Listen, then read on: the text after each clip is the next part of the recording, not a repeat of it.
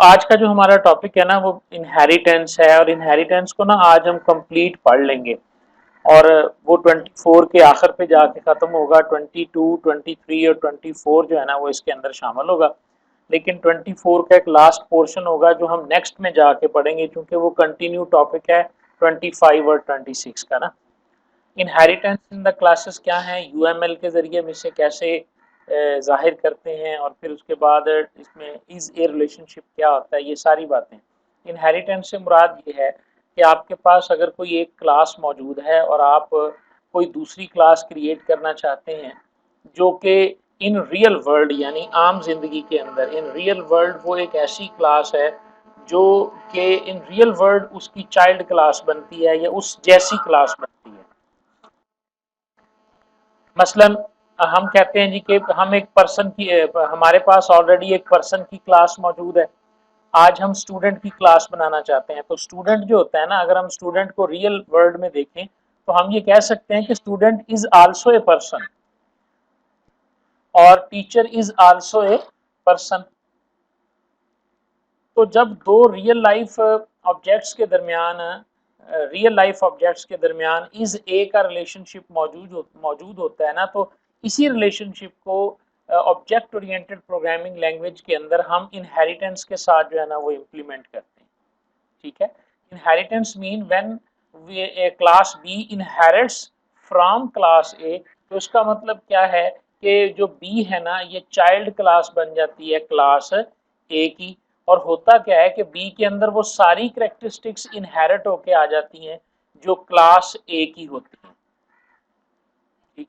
अब हमने इसमें जो पढ़ना है वो क्या है, हमने ये देखना है कि क्या सारी करेक्टरिस्टिक्स आ जाती हैं, क्या कुछ करेक्टरिस्टिक्स ऐसी तो नहीं है कि जो वहां पे जो उसकी बेस क्लास होती है उसमें मौजूद रहती हैं।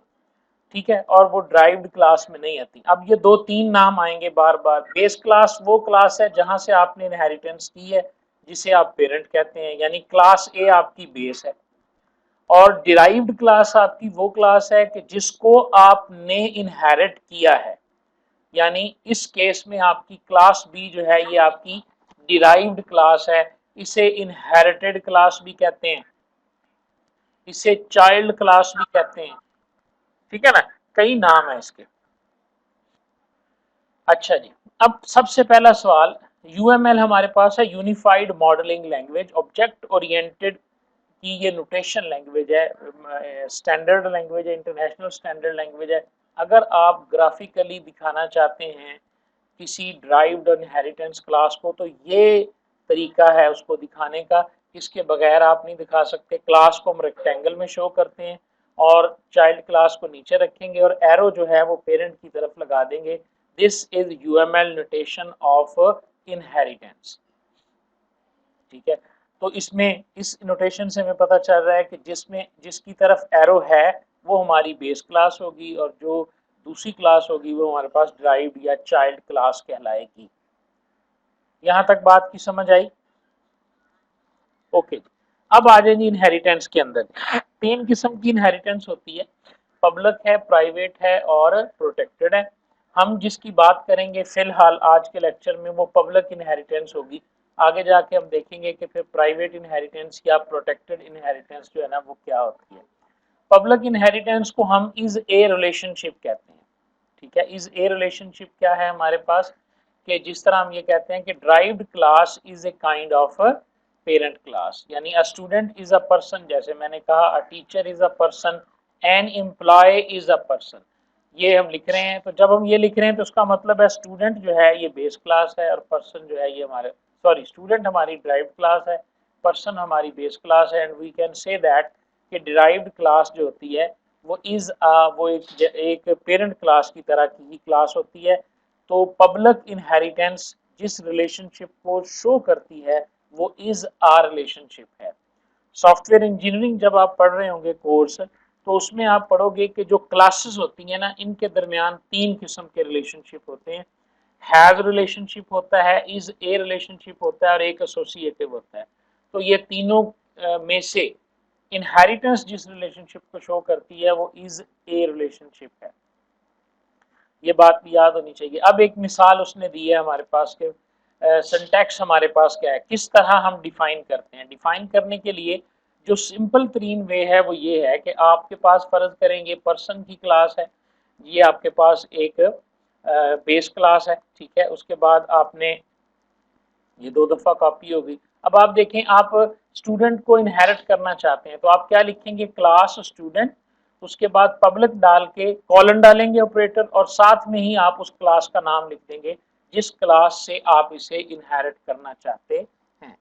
ये सिंटैक्स है इसका। उसके बाद आप इसकी बॉडी लिखेंगे जिस तरह हम एक नॉर्मल बॉडी लिखते हैं। अब मैं एक टीचर क्लास बनाना चाहता हूं तो मैं लिखूंगा क्लास और इसी तरह टीचर कॉलन और पब्लिक पर्सन, और उसके बाद मैंने ये लगा दिया यहाँ पे। तो अब आप देखें कि ये मैंने एक टीचर क्लास को इनहेरिट कर लिया फ्रॉम पर्सन क्लास। तो ये इसका सिंटैक्स है इनहेरिटेंस का या पब्लिक इनहेरिटेंस।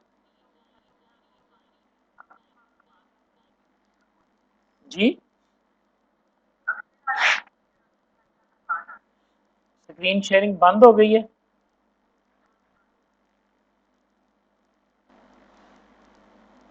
हाँ जी, आ गई है स्क्रीन। ठीक है। अच्छा, मैं ये डेव सी प्लस प्लस का कोड आपको दिखा रहा था कि ये मैंने एक पेरेंट पर्सन वाली क्लास लिख ली है, ये हमारे पास स्टूडेंट है। तो क्लास को इनहेरिट करने का जो सिंटैक्स है वो ये है, आप क्लास का नाम लिखेंगे। आमतौर पे तो हम ये लिखते हैं ना कि क्लास का नाम लिखेंगे और साथ ही हम उसकी बॉडी बना देते हैं, ठीक है। लेकिन इनहेरिट करने के लिए आप कॉलन लिख के और उसके बाद उस क्लास का नाम विद स्पेसिफायर, जो उसका स्पेसिफायर है वो स्पेसिफायर लिख के तो फिर आप जो है वो इसे हैंडल करेंगे।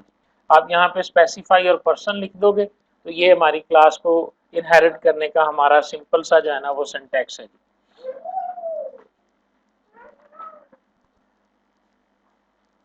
जी, समझ आ गई यहाँ तक सिंटैक्स की। जी जी, आप अपनी स्क्रीन शेयर कर देती हैं मुझसे, इस वजह से ना वो मेरे वाली कट हो जाती है। आपने स्क्रीन नहीं शेयर करनी है आप, ठीक है ना। नहीं नहीं नहीं नहीं, मैंने शेयर करना है, इसीलिए जब आप शेयर पे क्लिक करते हो ना तो वो आपकी स्क्रीन मुझे दिखाई देना शुरू हो जाती है। जी, अब नजर आ रही है ना मेरी स्क्रीन। आपने आपकी स्क्रीन नहीं आनी मेरे पास, मेरी स्क्रीन आपके पास शो होगी बस, ठीक है ना। हाँ जी, आपने शेयर स्क्रीन पे क्लिक नहीं करना। ओके। अच्छा जी, अब देखिए आप के मतलब हमें सिंटैक्स का भी पता चल गया, ठीक है। हमें इस ए रिलेशनशिप का भी समझ आ गई, हमें यूएमएल नोटेशन का भी पता चल गया। क्लियर है ये तीनों बातें। अब हम बात करते हैं कि मेंबर की एक्सेस क्या होगी, ठीक है। अब आप देखिए, ये पर्सन है, ये स्टूडेंट है, ये टीचर है, इसने इनहेरिट कर लिया, दोनों क्लासेस इनहेरिट कर रही हैं पर्सन को। तो इसके अंदर जो मेंबर, आप हमें पता है कि पर्सन के अपने मेंबर्स हैं। अगर हम इसका कोड देखें तो पर्सन के जो मेंबर हैं वो हैं करेक्टर और सॉरी नेम एंड एज, और जो इसके मेंबर फंक्शन है वो दो हैं और उनका स्कोप पब्लिक डिक्लेयर किया हुआ है। और वो पब्लिक मेंबर हैं, इसका एक गेट नेम है और दूसरा गेट एज है। इस बात की समझ आ रही है आपको। ठीक है। अब हम करते क्या हैं, जब आप इनहेरिट करते हैं बेस क्लास को तो होता ये है कि जो public members of base class become the public members of derived class. ये मेंबर तो एज इट इज जो है ना वो इनके भी बन जाएंगे। आपके टीचर के अंदर भी ये आ गया गेट नेम और आपके स्टूडेंट के अंदर भी आ गया ये गेट एज, ठीक है। Private member of base class are not accessible from outside the base class even in the derived class. ये बात ध्यान में रखिएगा, हमने प्राइवेट मेंबर्स के बारे में ये पढ़ा था। प्राइवेट मेंबर्स जो होते हैं वो क्लास से बाहर एक्सेसिबल नहीं होते, और ये रूल इनहेरिटेंस में भी एज इट इज ही रहेगा। इनहेरिटेंस के अंदर जब आप बेस क्लास से किसी ड्राइव क्लास को इनहेरिट करेंगे तो उसके वो फंक्शन वहां पर एक्सेसिबल नहीं होंगे। ये बात ध्यान में रखनी है। यहाँ से जो स्टूडेंट की क्लास है ये नेम को एक्सेस नहीं कर सकती क्योंकि ये प्राइवेट मेंबर है। इसी तरह टीचर जो है ये भी एज को सिलेक्ट नहीं कर सकता क्योंकि ये एक प्राइवेट मेंबर है। जो स्टूडेंट क्लास है ये गेट नेम को हासिल कर सकती है, और इसी तरह जो टीचर क्लास है ये भी गेट नेम और गेट एज इन फंक्शंस को मेंबर फंक्शंस को ये एक्सेस कर सकते हैं क्योंकि ये पब्लिकली डिक्लेयर हुए हैं। ये प्राइवेट मेंबर्स हैं तो ये डायरेक्टली आउटसाइड द क्लास, ना विदाउट इनहेरिटेंस ये एक्सेसिबल है और ना विद इनहेरिटेंस ये एक्सेसिबल है। और ये जो प्रिंसिपल है कि outside the class private members जो हैं ये एक्सेसिबल नहीं होते, इस प्रिंसिपल को हम इंफॉर्मेशन हाइडिंग का प्रिंसिपल कहते हैं, जो कि वन ऑफ 4 बेसिक प्रिंसिपल्स में से है ऑब्जेक्ट ओरिएंटेड प्रोग्रामिंग की। जी इस बात की समझ आ गई आपको? ओके जी। अब हम ये क्या करते हैं, हम ये एक फंक्शन लिखते हैं इसका ना, स्टूडेंट प्रिंट का। ये एक फंक्शन है, मैं यहाँ से, अब आप देखिए इस फंक्शन में मैंने, यानी यहाँ पे ये फंक्शन है स्टूडेंट क्लास है, यहाँ पे आके हम एक फंक्शन लिखते हैं जिसके अंदर हम क्या करते हैं जी कि प्राइवेट वाइड स्टूडेंट, मैं कोशिश करता हूँ अगर ये कॉपी होता है कोड तो ठीक है जी, ये कोड कॉपी हो गया। हमने प्रिंट नाम का एक फंक्शन लिखा जो हमने यहाँ पे डिक्लेयर किया हुआ था और इसके अंदर हम कह रहे हैं कि नेम को प्रिंट कर दो, ठीक है, और सेमेस्टर को प्रिंट कर दो। अब क्यों हम नेम को एक्सेस कर रहे हैं, गौर से देखें जरा। हम कह रहे हैं कि स्टूडेंट ड्राइव क्लास है, पर्सन में नेम मौजूद है तो यहाँ पे नेम एक्सेस होना चाहिए, क्यों जी, ऐसे ही है ना नेचुरली। लेकिन ये एक्सेसिबल नहीं है। आप देखें यहाँ पे एरर आएगी क्योंकि name is a private data member of parent class and private data members can not be accessible outside the class. इस तरह हम इसको एक्सेस नहीं कर सकते, ये एरर आएगी जब आप इसको कंपाइल करेंगे। लेकिन अगर आप इसकी जगह पे फंक्शन यूज कर लें जो कि पब्लिक था ऐसे ही, ठीक है, अब ये एरर खत्म हो जाएगी और ये जो है ये एक्सेसिबल होगा जी। ठीक है, ये रूल हमारी समझ में आ गया जी। इसी तरह नीचे उसने लिख के दिखाया है, आप कोई फंक्शन अगर डिक्लेयर करते हैं, जैसे यहाँ से मैं कोड को कॉपी करता हूँ और मैं किसी क्लास के नीचे जाके इंट फंक्शन का कोड लिखता हूँ। यहाँ मैंने लिखा कि जी स्टूडेंट का एक ऑब्जेक्ट बनाओ और मैंने कहा स्टूडेंट के सेमेस्टर को 0 कर दो और स्टूडेंट के नेम को जो है ना वो नल कर दो, ठीक है।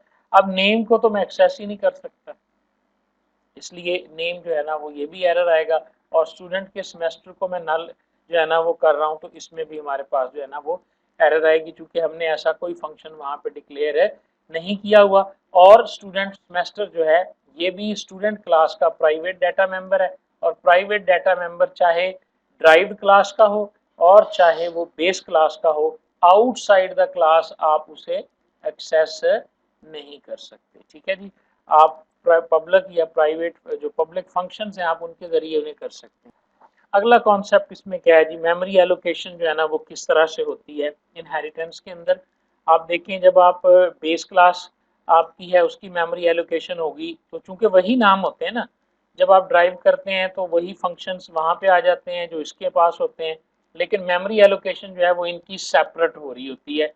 जो बेस क्लास के होते हैं वो बेस मेंबर्स के नाम से मेमोरी एलोकेट हो रही होती है और जो डाटा मेंबर ड्राइव के होते हैं उनको अलहदा से मेमोरी जो है वो एलोकेट होती है। तो एलोकेशन ऑफ ऑल मेमोरी जो है वो डिफरेंट होती है बेस क्लास ऑब्जेक्ट के लिए भी और ड्राइव क्लास के। कंस्ट्रक्टर्स हमें पता है कि कंस्ट्रक्टर्स हमारे पास किसी भी क्लास के वो फंक्शन होते हैं जो उस वक्त कॉल होते हैं जब हम उस क्लास का ऑब्जेक्ट क्रिएट करते हैं, ठीक है। अब इसमें जब हम इनहेरिटेंस करते हैं तो उस वक्त क्या होता है ये बात भी हमें समझनी पड़ेगी, ठीक है जी। तो उस वक्त होता ही है कि object of base class must be initialize using constructor of base class, ठीक है जी। आप बेस क्लास के ऑब्जेक्ट को सॉरी आप बेस क्लास के ऑब्जेक्ट को इसके कंस्ट्रक्टर से करें। ड्राइव्ड क्लास जो है ये खुद ब खुद ही बेस क्लास के कंस्ट्रक्टर को कॉल कर लेती है, ठीक है। ये एक एक बात तो आपने यहाँ से ये ज़हन में रखनी है। और इसकी तरतीब क्या है, इसकी तरतीब ये है, जब भी आप बेस क्लास, ये देखें ये कोड ज़रा देखें, हमने चाइल्ड और एक ऑब्जेक्ट क्रिएट किया है चाइल्ड और COBD। जैसे ही ये लाइन एग्जीक्यूट होगी डेफिनेटली कोई ना कोई कंस्ट्रक्टर कॉल होगा, क्यों जी, इस बात का तो पता है ना आपको कि जैसे ही ये लाइन हमारी एग्जीक्यूट होनी है हमारा कोई कंस्ट्रक्टर कॉल होना है। अब कंस्ट्रक्टर कौन सा कॉल होना है, चाइल्ड क्लास का कॉल होना है या पेरेंट क्लास का कॉल होना है, ये बात हम समझना चाहते हैं। तो यहाँ पर ये रूल है कि सब जैसे ही आप किसी चाइल्ड क्लास का ऑब्जेक्ट क्रिएट करेंगे तो ऑटोमेटिकली पेरेंट का कंस्ट्रक्टर जो है ना वो कॉल होगा और उसके बाद फिर चाइल्ड का कंस्ट्रक्टर कॉल होगा। ये तरतीब हमारी समझ में आ गई। ठीक है कि इनहेरिटेंस के अंदर जब आप चाइल्ड क्लास का ऑब्जेक्ट क्रिएट करते हैं तो पहले पेरेंट क्लास का कंस्ट्रक्टर चलता है और उसके बाद चाइल्ड क्लास का कंस्ट्रक्टर चलता है। और यहाँ पर जो बात होती है कि अगर पेरेंट क्लास के अंदर कंस्ट्रक्टर एग्जिस्ट नहीं करता तो हमें पता है कि रूल क्या है कि कंपाइलर जो है वो एक डिफ़ॉल्ट कंस्ट्रक्टर बना लेता है जिसे हम इम्प्लिसिट डिफ़ॉल्ट कंस्ट्रक्टर कहते हैं और वो उसके ज़रिए उसे कॉल कर लेगा। अभी अगर आप देखें तो इस कोड के अंदर ये जो पेरेंट का कोड है, इस कोड के अंदर आपको कहीं कंस्ट्रक्टर जो है ना, ये देखें पेरेंट कंस्ट्रक्टर कॉल्ड है और यहाँ पे चाइल्ड का हमने मैसेज दिया हुआ है। हमने किसी फंक्शन को कॉल नहीं किया लेकिन ये आउटपुट हमें मिलेगी जैसे ही हम इस प्रोग्राम को रन करेंगे। इस तरतीब की समझ आ गई जी आपको? ओके जी। अब ये प्रॉब्लम कहाँ पे होती है? जब हम ओवरलोडेड कंस्ट्रक्टर यूज करते हैं। ओवरलोडेड कंस्ट्रक्टर क्या होता है? ठीक है, इसको समझने के लिए ना हम सबसे पहले ये तीन डेफिनेशन समझते हैं कि डिफॉल्ट कंस्ट्रक्टर क्या है, इम्प्लिसिट डिफॉल्ट कंस्ट्रक्टर क्या है और एक्सप्लिसिट डिफॉल्ट कंस्ट्रक्टर हमारे पास क्या है। डिफॉल्ट कंस्ट्रक्टर वो कंस्ट्रक्टर है या तो उसमें कोई पैरामीटर ना हो, which either has no parameter or if it has some parameter these have default value। ऐसा कंस्ट्रक्टर जिसमें या तो कोई पैरामीटर हो ही ना और अगर कोई पैरामीटर है तो उनकी कोई ना कोई डिफॉल्ट वैल्यूज हमने असाइन की हुई हैं, ऐसे कंस्ट्रक्टर को हम डिफॉल्ट कंस्ट्रक्टर कहते हैं। इम्प्लिसिट डिफॉल्ट कंस्ट्रक्टर क्या है? कंपाइलर जनरेट करता है implicit default constructor for any class in case we do not have any constructor. अगर हमारे पास कोई कंस्ट्रक्टर नहीं है, हमने कंस्ट्रक्टर डिफाइन ही नहीं किया, तो हम कहते हैं कि जी खुद ब खुद कंपाइलर जो है ना वो कंस्ट्रक्टर को क्रिएट करता है। तो जो कंपाइलर कंस्ट्रक्टर क्रिएट करता है उसे हम इम्प्लिसिट डिफॉल्ट कंस्ट्रक्टर कहते हैं। तीसरा आ गया explicit. User has given constructor for any class without any argument or with arguments with default values then it is called default constructor according to definition। अब आप देखें अगर यूजर ने खुद से स्पेसिफाई किया है, ठीक है, तो फिर वो यानी यूजर डिफाइंड जो कंस्ट्रक्टर होगा और वो होगा भी डिफॉल्ट। उसकी खूबी क्या है कि उसके अंदर उसने या तो कोई आर्गुमेंट नहीं दिया या जो आर्गुमेंट दिए हैं उनको उसने इनिशियलाइज कर दिया है। तो ये हम पीछे पढ़ के आए हैं ऐसा कंस्ट्रक्टर जिसमें आर्गुमेंट पैरामीटर ना हो, अगर हो तो डिफाइंड हो तो वो डिफॉल्ट कहलाता है। अगर इसी तरह के कंस्ट्रक्टर को कंपाइलर जनरेट करेगा तो ये इम्प्लिसिट डिफॉल्ट होगा और अगर इसी तरह के कंस्ट्रक्टर को यूजर खुद लिखता है तो फिर ये एक्सप्लिसिट डिफॉल्ट कंस्ट्रक्टर कैरेक्टर्स किस तरह से काम करते हैं। Now if base class has only non default constructors, अगर तो बेस क्लास में तमाम कंस्ट्रक्टर्स जो हैं वो नॉन डिफॉल्ट है, यानी ना तो वो इम्प्लिसिट है, ना एक्सप्लिसिट है, ना डिफॉल्ट है, ठीक है जी, then we will create object of any class derived from this base class। Compiler will not be able to call base class constructor as base class has no default constructor। हमने ये कहा कि जब हम constructor child object create करते हैं तो पहले पेरेंट का कंस्ट्रक्टर कॉल होता है, उसके बाद चाइल्ड का कॉल होता है, ठीक है। लेकिन ये किस सूरत में? If the user has not an overloaded constructor. अब ओवरलोडेड कंस्ट्रक्टर क्या है? हर वो कंस्ट्रक्टर जो डिफॉल्ट कंस्ट्रक्टर नहीं है, ना वो इम्प्लिसिट है ना वो एक्सप्लिसिट है, तो ऐसे कंस्ट्रक्टर को हम कहेंगे कि ये ओवरलोडेड। देखिए हम कह के आए हैं कि डिफॉल्ट वो है, फिर इम्प्लिसिट और एक्सप्लिसिट तीनों को डिफाइन किया ना हम। अगर कोई भी कंस्ट्रक्टर उन तीनों में से नहीं है, यानी आपने एक ऐसा कंस्ट्रक्टर बनाया है जिसमें आप एक पैरामीटर ले रहे हैं और उस पैरामीटर की वैल्यू को आप सेट कर, डिफॉल्ट वैल्यू को नहीं, उसकी गिवन वैल्यू को आप सेट करते हैं, तो फिर आपके पास जो है ना वो तो अगर पहला रूल क्या है कि जब आप चाइल्ड ऑब्जेक्ट क्रिएट करेंगे तो आपका पेरेंट पहले कॉल होगा, चाइल्ड बाद में कॉल होगा। दूसरा रूल क्या है? If the user has given an overloaded constructor for base class. अगर बेस क्लास में डिफॉल्ट के अलावा ओवरलोडेड कंस्ट्रक्टर भी मौजूद है तो compiler will not generate default constructor of base class. फिर कभी भी कंपाइलर उसका डिफॉल्ट कंस्ट्रक्टर जो है वो नहीं बनाएगा। ये हमारा कंस्ट्रक्टर के बारे में हो गया जी, ठीक है। ये ऑलमोस्ट हमारा जो है ना, अब आ गया जी बेस क्लास इनिशियलाइजर क्या है। हम एक्सप्लिसिटली कंस्ट्रक्टर को कॉल कर सकते हैं बेस क्लास के फ्रॉम डिराइव्ड क्लास, यानी डिराइव्ड क्लास के अंदर रहते हुए हम बेस क्लास के कंस्ट्रक्टर को कॉल करना चाहते हैं। ये कोड बेटा देखिएगा जरा, ये कंस्ट्रक्टर है आपका पेरेंट, और ये this is called overloaded constructor, क्योंकि इसके अंदर आपने इंट आई एक पैरामीटर दिया है और आगे कोई डिफॉल्ट वैल्यू आपने सेट नहीं की, बल्कि यहाँ आके अब आप चाइल्ड में जब इसे कॉल करेंगे तो आप इस तरह से कॉल करेंगे जिस तरह हम क्लास में नहीं कॉल करते थे।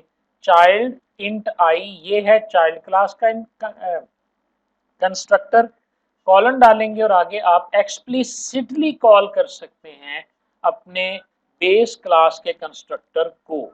ये C++ का क्लास इनिशियलाइजर कहलाता है जी, इसे हम कहेंगे। ये कुछ रूल्स हैं जो आपने थोड़े से पढ़ने हैं, उसी से ही ड्राइव लेंगे। उसके बाद आ गया जी डिस्ट्रक्टर। डिस्ट्रक्टर जो है ये रिवर्स ऑर्डर में रन होता है। जब हम चाइल्ड ऑब्जेक्ट बनाते हैं तो पेरेंट कंस्ट्रक्टर पहले चलता है, चाइल्ड का बाद में चलता है। जब हम चाइल्ड ऑब्जेक्ट को ख़त्म करेंगे तो चाइल्ड का डिस्ट्रक्टर पहले चलेगा और उसके बाद फिर पेरेंट का चलेगा, यानी ये उसके उल्ट जो है ना इसकी एग्जीक्यूशन होगी। ठीक है जी, ये था हमारा लेक्चर नंबर 22। 23 लेक्चर के अंदर हमने जो बात करनी है वो करनी है प्रोटेक्टेड एक्सेस स्पेसिफायर जो है ये इनहेरिटेंस में क्या होता है। अच्छा जी, ये कुछ जो हमारे पास है ना प्रीवियस कॉन्सेप्ट्स हैं जो उन्होंने समझाए हुए हैं डिफ़ॉल्ट, और इसका कोई ताल्लुक नहीं है, यहाँ से बात हमारी शुरू होती है जी। हम ये कह के आए हैं कि पब्लिक मेथड्स जो है ना वो सारे इनहेरिटेंस की वजह से ड्राइव्ड क्लास में आ जाते हैं, लेकिन प्राइवेट मेंबर्स या प्राइवेट फंक्शंस जो है ना वो नहीं आते। अच्छा, आप मुझे ये बताएं हेल्पर फंक्शंस क्या होते हैं। ये डेफिनेशन मैंने हाईलाइट की हुई है, इसको पढ़ के आपने मुझे थोड़ा सा डिस्क्राइब करना है।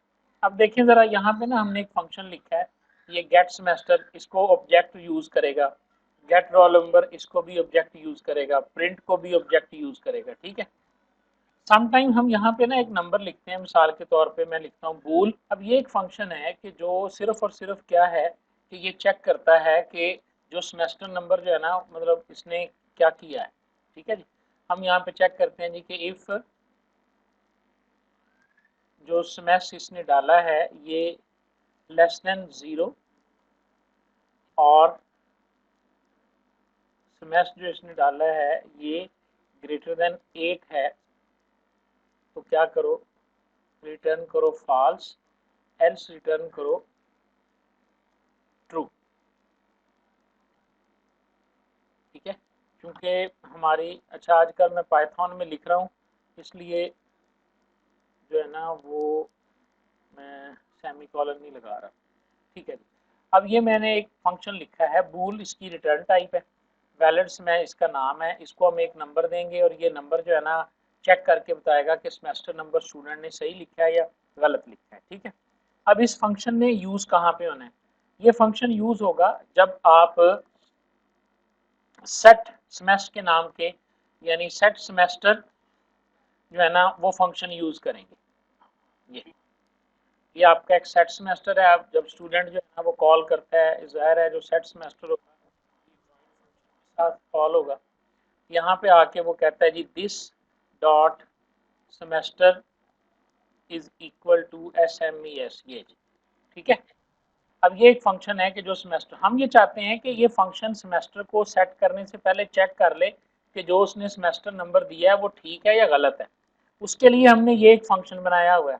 ठीक है, हम यहाँ पे लिखेंगे इफ और इसको कॉल करेंगे, क्या कहेंगे हम इसे, वैलिड सेमेस्टर जो है, ठीक है ना, और इसके अंदर हम सेमेस्टर को जो है ना वो डाल देंगे। ठीक है, तो फिर तो इसको कर दो, एल्स जो है ना वो हम कह देते हैं जी के सी आउट कर दो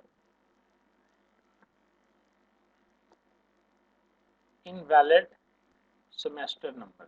ये देखें जरा क्या कर रहा है, ध्यान से देखना है आपने जरा। ये वाइड सेमेस्टर का सेट सेमेस्टर हमने लिखा, सेटर और गेटर फंक्शन का पता है ना। सेटर फंक्शंस होते हैं प्राइवेट डाटा मेंबर्स की वैल्यू को सेट करने के लिए, और गेटर फंक्शंस होते हैं प्राइवेट डाटा मेंबर्स को हासिल करने के लिए। इन्हें एक्सेसर फंक्शंस कहा जाता है, कोई एक्सेस पढ़ता है कोई एक्सेस पढ़ता है, बहरहाल ये एक्सेसर फंक्शंस कहलाते हैं। इस फंक्शन के जरिए हम सेट करना चाहते हैं स्टूडेंट के सेमेस्टर को, सेट करने से पहले हमने चेक किया कि क्या ये सेमेस्टर नंबर ठीक है।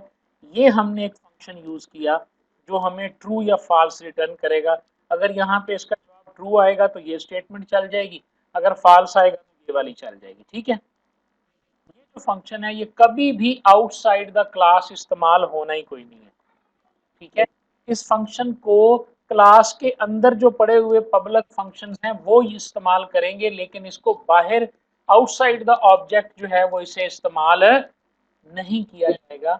ऐसे फंक्शंस जो होते हैं इनको हम हेल्पर फंक्शन। अब हेल्पर फंक्शन वो फंक्शन है, they need not to be called directly using class object. Class से बाहर तो उन्होंने कभी कॉल होना ही नहीं है। तो अब हम उन्हें क्या करें, ये सवाल है। अब हम उन्हें क्या करें? अब हेल्पर फंक्शन का जो सिंटैक्स है वो ये है कि हेल्प, जब आपने ये वाला फंक्शन बना दिया यहाँ पर, अब आप देखें ये फंक्शन आपने ड्राइव्ड क्लास के अंदर नहीं बल्कि आपने पेरेंट क्लास के अंदर डिक्लेयर कर दिया। पेरेंट क्लास में ये फंक्शन जो है ये हेल्पर फंक्शन है और हेल्पर फंक्शन प्राइवेट है। जब आप स्टूडेंट क्लास को इनहेरिट करेंगे तो क्या ये वाला फंक्शन स्टूडेंट क्लास में एक्सेसिबल होगा या नहीं होगा बेटा यहाँ पे। ठीक है, क्योंकि प्राइवेट है वो। जो भी प्राइवेट डाटा मेंबर या मेंबर फंक्शन है आपकी बेस क्लास के, वो डिराइव्ड क्लासेस में एक्सेस नहीं होते। ठीक हो गया। लेकिन अगर हम ये चाहते हैं, अब ये फंक्शन एक ऐसा हेल्पर फंक्शन है कि इसकी तो इसे जरूरत पड़ सकती है। ठीक है ना, हेल्पर नाम जो इसका हेल्पर फंक्शन है। ठीक है, तो इसकी तो किसी भी चाइल्ड को जरूरत पड़ सकती है। जब किसी चाइल्ड को जरूरत पड़ सकती है और वो चाइल्ड इस हेल्पर फंक्शन को यूज करना चाहता है या कर सकता है, तो अब हम इसको इसके लिए एक्सेसिबल कैसे बनाएं, ये सवाल है। इसको एक्सेसिबल बनाने के दो तरीके हैं। नंबर वन तो ये है जी कि इसे पब्लिक कर दो। ठीक है जी, अब आपने इस फंक्शन को पब्लिक कर दिया तो ये फंक्शन स्टूडेंट में भी एक्सेसिबल होगा और ये फंक्शन टीचर में भी एक्सेसिबल होगा। अच्छा, इसके साथ साथ हमने स्टूडेंट और टीचर के लिए इसे इनेबल करते करते साथ में ये भी कर दिया कि अब ये आउटसाइड द क्लास भी एक्सेसिबल हो गया, क्योंकि हमने इसको पब्लिक कर दिया। तो यहाँ पे मैं बात अपनी कंक्लूड कर रहा हूँ जी कि इसके लिए हमें सी जो है वो प्रोटेक्टेड स्पेसिफायर देती है। प्रोटेक्टेड स्पेसिफायर क्या होता है कि जिस फंक्शन को आप प्रोटेक्टेड कर दोगे वो function outside the class accessible नहीं होगा, लेकिन इनहेरिटेंस के दौरान वो चाइल्ड क्लासेस के लिए एक्सेसिबल वो है जो इनहेरिटेंस में चाइल्ड क्लास को मिलता है। प्राइवेट वो है जो इनहेरिटेंस के अंदर चाइल्ड क्लास को नहीं मिलता। ठीक है, और प्राइवेट जो है वो किसी भी सूरत में क्लास से बाहर एक्सेसिबल नहीं है। अगर हम चाहते हैं कि कुछ फंक्शंस ऐसे हों कि जो outside the class publicly available ना हो लेकिन उसके चाइल्ड्स को वो अवेलेबल हो, तो फिर हम उसे प्रोटेक्टेड स्कोप के साथ जो है वो डिक्लेयर करेंगे। क्लियर हो गया जी, ये हमारा है जी कि पब्लिक क्लास क्या होती है।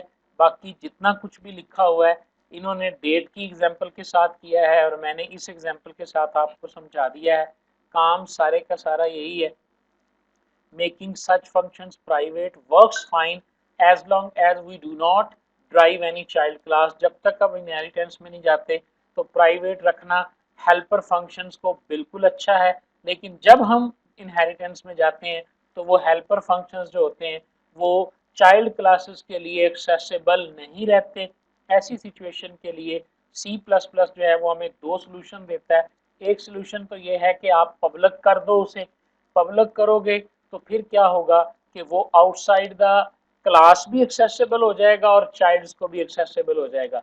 तो हम चाहते हैं कि वो आउटसाइड द क्लास एक्सेसिबल ना हो, सिर्फ चाइल्ड को हो। तो फिर उसके लिए हमें प्रोटेक्टेड एक्सेस स्पेसिफायर की सहूलत मौजूद है। ये सारा कुछ उसके बारे में वही लिखा हुआ है जो मैंने आपको समझा दिया है प्रैक्टिकली। ठीक है जी, आप इसको देख लीजिएगा जी, कोई भी आपको होगा तो आप इसको देख सकते हैं। एक डिसएडवांटेज है प्रोटेक्टेड का और वो क्या है कि it breaks rule of encapsulation. Although के इसके फायदे हैं, लेकिन ये डिसएडवांटेज अगर आ जाता है कि what is the disadvantage of protected method, तो प्रोटेक्टेड मेथड का डिसएडवांटेज ये है कि it breaks the basic principles of encapsulation. क्योंकि इनकैप्सुलेशन ये कहता है कि class data members and functions should be encapsulated in class itself. Class के अंदर वो इनकैप्सुलेट होने चाहिए, बाहर वो नहीं जाने चाहिए। लेकिन अब जो प्रोटेक्टेड होता है ये कुछ हिस्से के लिए उसे बाहर निकाल देता है, यानी चाइल्ड के लिए वो एक्सेसिबल हो जाते हैं। ठीक है, इसलिए जो है ना ये ब्रेक करता है इनकैप्सुलेशन को। ठीक है जी, इज ए रिलेशनशिप हम ऑलरेडी देख चुके हैं, ये आप थोड़ा सा पढ़ लीजिएगा। ठीक है जी, अब दो बातें यहाँ पे हैं, ड्राइव्ड क्लास की और इम्प्लिसिट क्लास की। ठीक है, ये क्या, ये कॉन्सेप्ट बेसिकली ये है कि अगर आप ड्राइव्ड क्लास है ना, आप ड्राइव्ड ऑब्जेक्ट की जगह ड्राइव को कॉल कर सकते हैं, लेकिन बेस में रहते हुए आप ऑब्जेक्ट को कॉल नहीं कर सकते। आपके पास कोई फंक्शन है, आप ड्राइव्ड क्लास के थ्रू इसके फंक्शन को कॉल कर सकते हैं, लेकिन आप इसके अंदर रहते हुए चाइल्ड क्लास के किसी भी फंक्शन को कॉल नहीं कर सकते। इसे कहते हैं इम्प्लिसिट बेस क्लास ऑब्जेक्ट, यानी एक ऑब्जेक्ट इसका है आपके पास और एक ऑब्जेक्ट इसका है। ठीक है, अब आप इस ऑब्जेक्ट के जरिए अपनी बेस वाले ऑब्जेक्ट को तो एक्सेस कर सकते हैं, ये तो इम्प्लिसिटली अलाउड है, लेकिन आप अपनी बेस क्लास के ऑब्जेक्ट के जरिए अपने ड्राइव्ड क्लास के ऑब्जेक्ट को कॉल नहीं कर सकते। ना आप इम्प्लिसिटली कॉल कर सकते हैं और ना ही आप एक्सप्लिसिटली इसे कॉल कर सकते हैं। ये रूल जो है ना ये अप्लाई होता है C++ की इनहेरिटेंस के अंदर। नीचे इन्होंने सारी कोड की इम्प्लीमेंटेशन करके दिखाई है और एक जगह पे ये एक पॉइंटर डिक्लेयर करके दिखाया है। ये आपकी पेरेंट क्लास का पॉइंटर है, ये स्टूडेंट का ऑब्जेक्ट है। स्टूडेंट ऑब्जेक्ट को ना पेरेंट को असाइन किया ताकि इसका रेफरेंस इसे मिल जाए, और उसके बाद सॉरी स्टूडेंट के ऑब्जेक्ट को कॉल करने की कोशिश की, लेकिन इससे हमें एरर मिली, और जिससे ये बात साबित हो गई कि हम पेरेंट ऑब्जेक्ट के जरिए अपने चाइल्ड के ऑब्जेक्ट को कॉल नहीं कर सकते। ठीक है जी, तो ये हमारे पास है। तो इसका जो रूल है ना, असल में क्यों नहीं कर सकते, उसकी वजह है स्टैटिक टाइप्स। स्टैटिक टाइप से क्या मुराद है कि अगर पर्सन है तो वो पर्सन ही रहता है, और अगर स्टूडेंट है तो वो स्टूडेंट ही रहता है। यानी जो ऑब्जेक्ट जिस टाइप का होता है वो उसी ऑब्जेक्ट का रहता है। यानी the static type of p pointer क्या है, पर्सन है, क्योंकि वो पर्सन पॉइंटर है। और static type of s pointer क्या है कि वो हमारे पास s है और वो स्टूडेंट के साथ ही रिलेट कर। इसके अंदर हमारे पास जो कॉन्सेप्ट है ना जो हमने पढ़ना है वो है कॉपी कंस्ट्रक्टर एंड इनहेरिटेंस का ना। जिस तरह हमने पढ़ा कि कंस्ट्रक्टर जो है वो इनहेरिटेंस में कैसे बिहेव करता है, हेल्पर फंक्शंस जो हैं वो इनहेरिटेंस में कैसे करते हैं, तो ये कॉन्सेप्ट भी जो है ना वो हमें समझना ज़रूरी है कि जब आप कॉपी कंस्ट्रक्टर को यूज़ करते हैं तो उस वक्त इनहेरिटेंस का क्या असर होता है इसके ऊपर। ये protected member is a relationship, ये सारी वो बातें हैं जो हम पहले डिस्कस कर चुके हैं। यहाँ से हमारा टॉपिक शुरू होता है।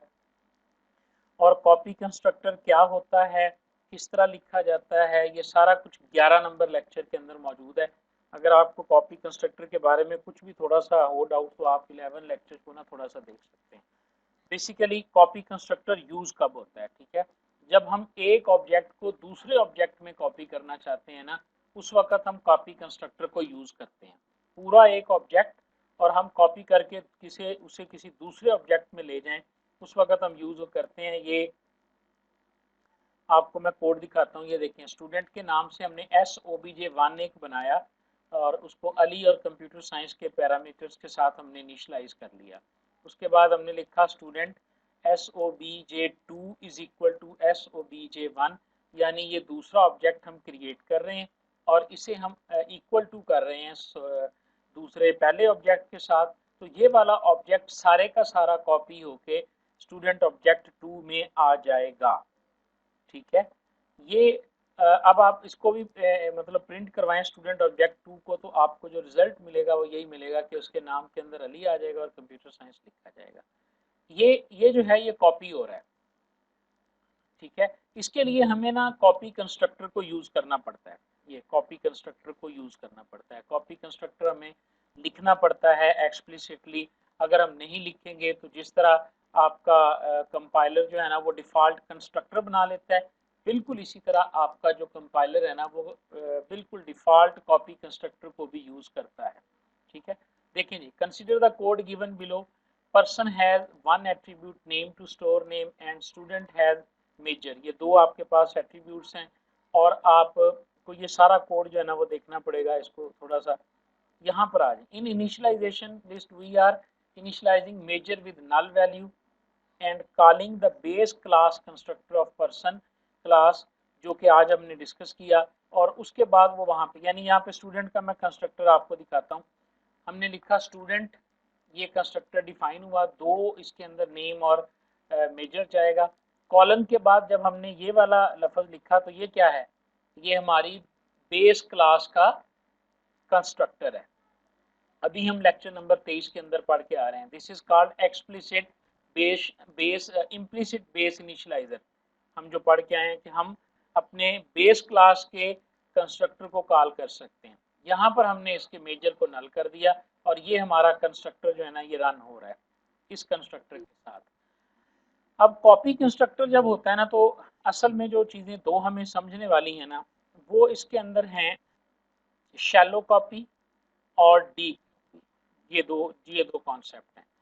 आम तौर पे ये दो कॉन्सेप्ट क्या हैं, आम तौर पे ये होता था इनहेरिटेंस से पहले, जब आप एक क्लास के ऑब्जेक्ट को दूसरे ऑब्जेक्ट में कॉपी करते हैं तो compiler automatically default copy constructor को चलाता है और जो कॉपी वो परफॉर्म करता है उसे वो कहता है शैलो कॉपी।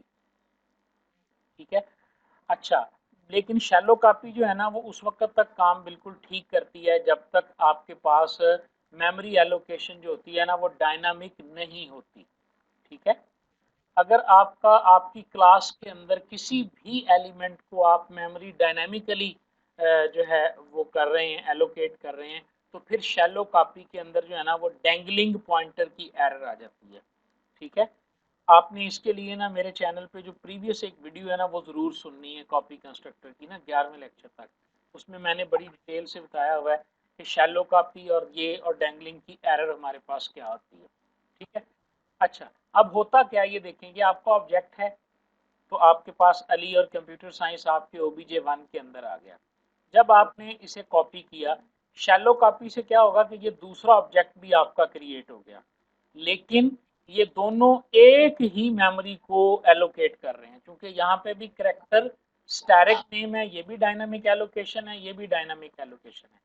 शैलो कॉपी के अंदर जो जो मेमोरी एड्रेस डायनामिकली एलोकेट हो रहे होते हैं, जब हम ऑब्जेक्ट को कॉपी करते हैं तो वो जो मेमोरी एलोकेशन होती है ना वो रिन्यू नहीं होती, बल्कि जो प्रीवियसली एलोकेटेड होती है उसी की तरफ पॉइंट करना ये शुरू कर देती है।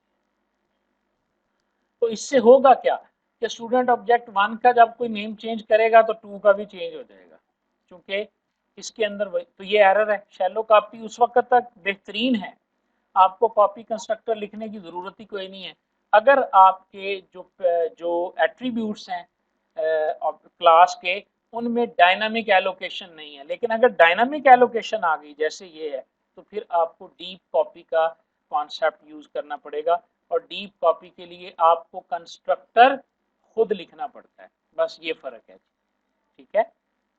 इनहेरिटेंस के अंदर भी लिखना पड़ेगा और इनहेरिटेंस अब क्या कहती है कि आपने डीप कॉपी के लिए कंस्ट्रक्टर खुद लिखना है। ये बात तय हो गई। अब वो कंस्ट्रक्टर हमने चाइल्ड में लिखना है या हमने पेरेंट में लिखना है, दूसरा सवाल ये हुआ। तो इसका जवाब ये है कि आपने डीप कॉपी का जो कंस्ट्रक्टर है वो आपने पेरेंट में भी लिखना है और चाइल्ड में भी लिखना है। जब तक दोनों में डीप कॉपी कंस्ट्रक्टर नहीं लिखा जाएगा उस वक्त तक डीप कॉपी जो है वो एग्जीक्यूट नहीं होगी। ये देखें एक एरर इसने यहाँ पे दिखाई है ये डीप कॉपी को एक्सप्लेन करने के बाद कि जब इसने ये वाला चलाया ना तो नेम में नल आया है, मेजर में कंप्यूटर साइंस आया है। क्योंकि इस वक्त ये क्यों आया है कि इस वक्त उसने ये कहा कि हमने शैलो कॉपी और डीप कॉपी के हमने इन दिस केस क्या हुआ, we have written our self copy constructor of base class. Base class में हमने लिख दिया है लेकिन हमने इसको चाइल्ड क्लास में नहीं लिखा था, तो बेस क्लास से वो डीप कॉपी में आएगा, चाइल्ड में उसे शैलो कॉपी मिलेगा, तो लिहाजा वो शैलो कॉपी को ही फॉलो करते हुए यहाँ पे नल ऑब्जेक्ट जो है ना वो क्रिएट कर देगा। तो इसका सोल्यूशन हमारे पास जो आया है वो ये आया है कि आपको अपने जो डीप कॉपी को इनहेरिटेंस में यूज करने के लिए अपने कंस्ट्रक्टर्स को मॉडिफाई करना पड़ेगा। ठीक है। और डीप कॉपी कंस्ट्रक्टर जो है वो पेरेंट में और चाइल्ड में दोनों में आपको लिखना पड़ेगा। ठीक है जी।